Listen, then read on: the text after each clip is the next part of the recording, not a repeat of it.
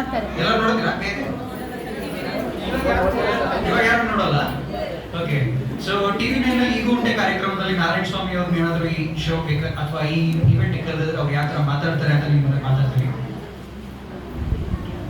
ನೀವು ನೋಡುತ್ತಿದ್ದ ಹಾಗೆ ನಮ್ಮ ತಂಡ ಕಾಲನ್ನು ಇಡುತ್ತಿದ್ದ ಹಾಗೆ ಮೈ ಜುಮ್ ಅಂದಿತ್ತು. ಯಾಕಂದ್ರೆ ಅಲ್ಲಿದ್ದ ಜನ ಬರೋಬ್ಬರಿ 5 ಅಲ್ಲ 10 ಅಲ್ಲ 20 kg ಇಳಿಸಿದ್ರು.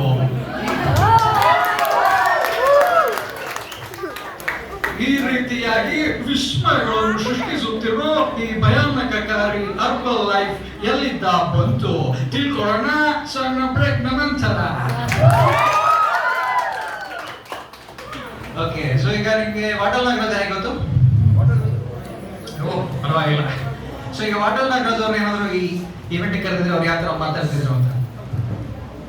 ನಾಳೆ ಎಲ್ಲರೂ ಎಮ್ಮೆಗಳ ಮೇಲೆ ಕೋಳಿಗಳ ಮೇಲೆ ಕುತ್ಕೊಂಡು ಎಲ್ಲ ಮನೆಗೂ ಹರ್ಬಲ್ ಲೈಫ್ ನ ಕುಡಿಸ್ತೀನಿ.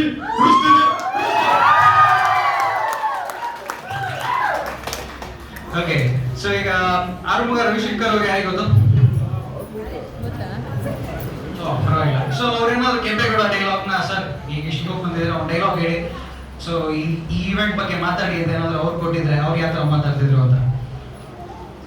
ಏನ್ ಶಾಕ್ ಆಗ್ತಾ ಇದ್ದೀರಾ? ಆಗ್ಲಿ ಅಂತ ತಾನೇ ನಿನ್ನ ಈ ಜಾಗಕ್ಕೆ ಕರ್ಕೊಂಡ್ ಬಂದಿತ್ತು. ನಿನ್ಗೆ ಪ್ರಮೋಷನ್ ಕೊಟ್ಟಿದ್ದು ನಿನ್ ಡಿಪಾರ್ಟ್ಮೆಂಟ್, ಆದ್ರೆ ಈ ಜಾಗಕ್ಕೆ ಕರ್ಕೊಂಡ್ ಬಂದಿತ್ತು ನಾನು. ಯಾಕಪ್ಪ ನೀ ಹರ್ಬಲ್ ಲೈಫ್ ನ ಮುಂಚೆನೆ ಕೊಡ್ತಿಲ್ಲ ಅಂತ ಒಂದೊಂದು ದಿನ ಒಂದೊಂದು ಕ್ಷಣ ನೀನು ನಿದ್ದೆ ಅಲ್ಲದೆ ಬದುಕ್ತೀಯಾ? ಇದು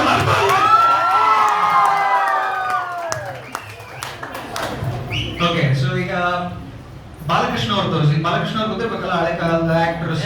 ಓಕೆ, ಸೊ ಅವ್ರು ಏನಾದ್ರು ಈ ಇವೆಂಟ್ ಕರೆದಿದ್ರೆ ಅವ್ರು ಯಾವ ತರ ಮಾತಾಡ್ತಿದ್ರು? ಬಾಲಕೃಷ್ಣ ಅವ್ರೆ ಈ ಶೋ ಬಂದಿದ್ರೆ ಸ್ವಲ್ಪ ಮಾತಾಡಿ. ಅವಪ್ಪ ನದು ಸರಿ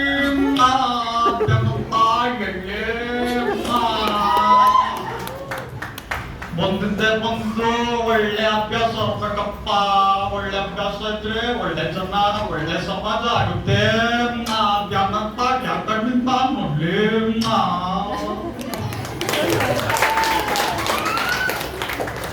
ಓಕೆ, ಈಗ ಸೊ ಬಾಲಣ್ಣ ಆಯ್ತು. ಈಗ ನಾನು ಕೊನೆಯದಾಗಿ ನಿಮ್ಗೆ ಶಂಕರ್ ನಾಗ್ ಅವ್ರು ಮಾಡ್ಬಿಟ್ಟು ನಾನು ಕ್ಲೋಸ್ ಮಾಡ್ತೇನೆ.